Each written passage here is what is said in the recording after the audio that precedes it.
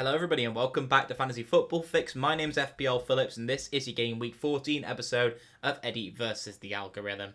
The series where we're looking over every game week of the FPL season, what can do fantasy football better, a machine or a man who can score more points as I take on the Fantasy Football Fix algorithm in every game week of the season. Last week in Game Week 13, I actually took the W with Castagna's 12-point haul, making the difference over the computer. Without any further ado, let's get into having a look at the team for Game Week 14, shall we? And kick things off with how the computer is lining up.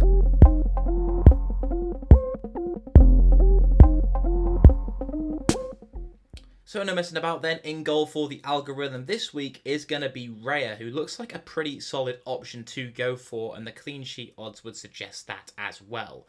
Wolves in attack have looked poor recently and could even be without Diego Costa this week if some of the rumours I've been seeing are to be true. So Raya and Brentford look like a very formidable defence to target for Game Week 14. Fixtures up until the World Cup, a bit sketchy however, so maybe not the best option to bring in. If you're considering a goalkeeper transfer at all at the moment, I do have to feel sorry for you for whoever you do have in goal right now.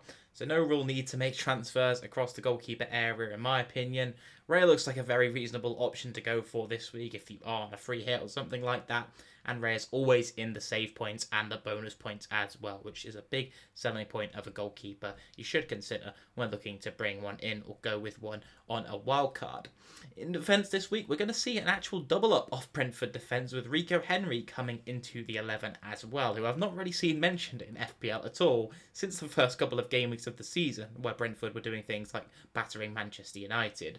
So Henry looks like a pretty decent pick for this week, but not ready for attacking threat. We've not seen him be involved in the goal since those first couple of weeks as well, and getting forward as much as maybe the two other defenders either side of him in this back line.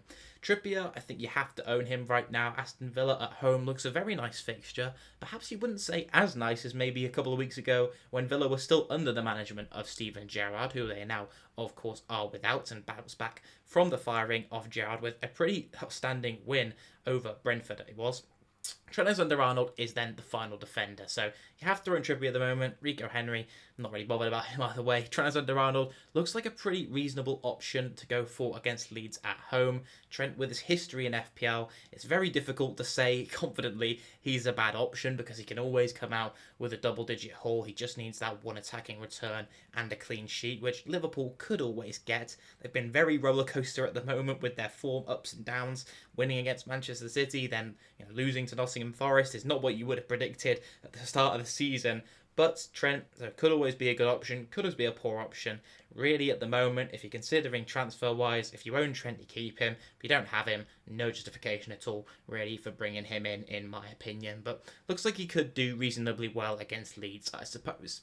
In midfield then, which is a position of the pitch that both teams, myself and the algorithm, speaking of, have been suffering in. No returns at all across any players, I think, that were owned by myself and the computer in Game Week 30. And let's see if we can do better this week, shall we?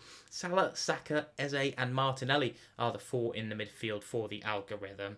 And with Arsenal, a lot of people at the moment are targeting those Arsenal midfielders and Jesus up front as well. So those three in combination look like some very popular transfers in this week. Most people already own Martinelli, but adding Saka or Jesus to your attack does look a very tempting option as well as they take on Nottingham Forest at home.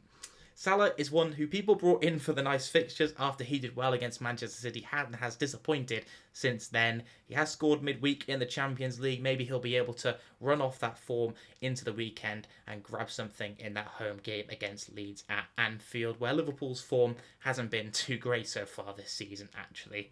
But Eze is the one in this midfield that really interests me, and Southampton at home looks a very nice fixture. Away in terms of expected goals, Southampton have looked very poor, so could be a nice clean sheet, which will with 1 point for Eze. But really, if Crystal Palace are dominating that game, then Eze, you're back to be involved in anything that Crystal Palace do get. I think he looks very, very good at the moment, not just from the eye test, but looking at his underlying data, he actually looks like he could even be a better option than going with Wilfried Zaha, despite the penalties being with the Crystal Palace talisman. So Eze looks like a very, very nice pick for this week, a fixture against Southampton. And then up front, we've got Jesus, we've got Erling Haaland, and we've got Darwin Núñez. So Jesus, interestingly enough, takes the captain's armband, and we covered the predicted points yesterday in the quick guide video, so go and check that out if you haven't already. Some very interesting analysis of teams to target there. But Jesus was 0.1 predicted points ahead of Erling Haaland. The big news is going to be with Erling Haaland, given that he's a doubt for the weekend. Is he actually going to play or not?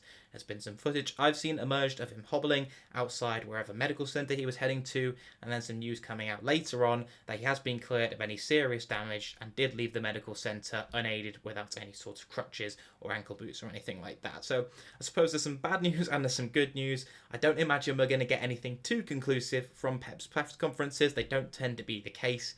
At the moment, I think there's a lot of justification for taking the risk and putting the armband on Erling Haaland, but many people, I'm imagining, will be seeing Mohamed Salah as more of an alternative than going with Gabriel Jesus. But this just proves he's a very equally strong option if you'd like to go for him. One worth noting is if you're considering transferring in Gabriel Jesus is that he is on 4 yellow cards, and so that if he does get booked in this game against Nottingham Forest or next week in game week 15, he's going to be suspended for the following match. So you do take that chance that you might miss out on Jesus and owning him for one of the next few fixtures, but he's not going to be postponed ahead of this Forest game, which is going to be the main thing, I guess. But there is a slight element of risk there. And then finally, Darwin Núñez, who returned to the Liverpool Champions League lineup, seeing him recover from his injury that ruled him out of game week 13. Liverpool look a lot better with him, in my opinion, and I think that when he's playing, a lot of the Liverpool play funnels through him as well, which is good when we're looking for an FPL asset to go for. I think he could be a great pick, and I'm quite jealous that I've not put him in my team, actually, that I'm going to show you in just a moment, but could be a very nice punt with Firmino, who some people brought in, not perhaps looking like the strongest option when Darwin is on the pitch. A very nice forward pick if you don't want to go with Jesus for some reason and can afford to go with Darwin. On the bench for the algorithm, we're seeing Andreas, Botman and Mitchell, and seeing Andreas on the bench this week is actually hurting me physically. I didn't even bench Andreas in game week 13. I got his points, but I saw some horrifying bench scores with him down there. Andreas, there is an argument for starting him, in my opinion. The fixture against Everton at home does look very good, and I think at 4.6 million, the price will be the thing putting a lot of people off. Maybe if he was 6 million, people would be starting him just like that. So I think Andreas, there is a big temptation to start him, and there's big justification for it. Don't let prices of players tempt you out of doing something like that.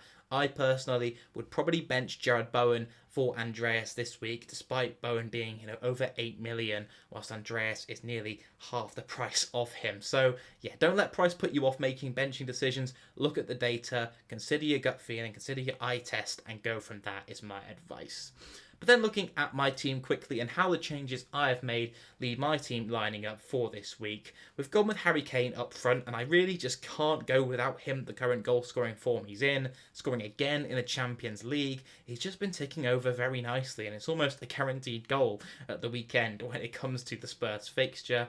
Playing Bournemouth as well does look a very nice game for Spurs too. But I don't want to go with any Spurs defenders because we saw with the lineup in the Champions League, further rotation, Perisic and Doherty starting, Emerson Royal coming on and then grabbing an assist late on. I really couldn't tell you who I think is going to start at the weekend, whether that's going to be Sessegnon or Perisic on the left, or Doherty or Emerson on the right. So Spurs fullbacks really just are at a void for now. I guess see who Paul O'Keefe over on Twitter is lining up if you do own 2 of those players or one of those players and are interested, or maybe you're thinking of selling.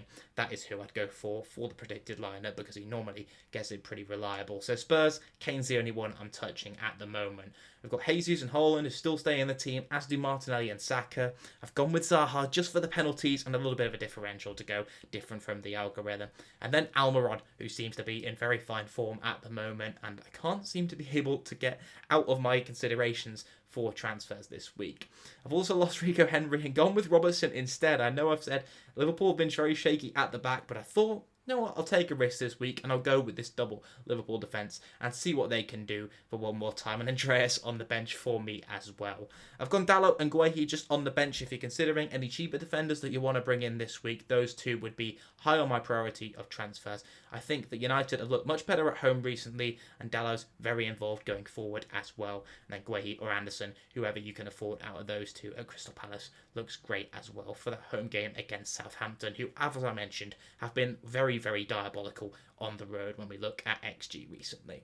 But that's going to wrap up Eddie versus the algorithm for game week 14. Let me know who you think is going to win down below in the comments. And best of luck for this game week. I hope you have a very good score and a very big green arrow for yourselves. Thanks for tuning in. Goodbye.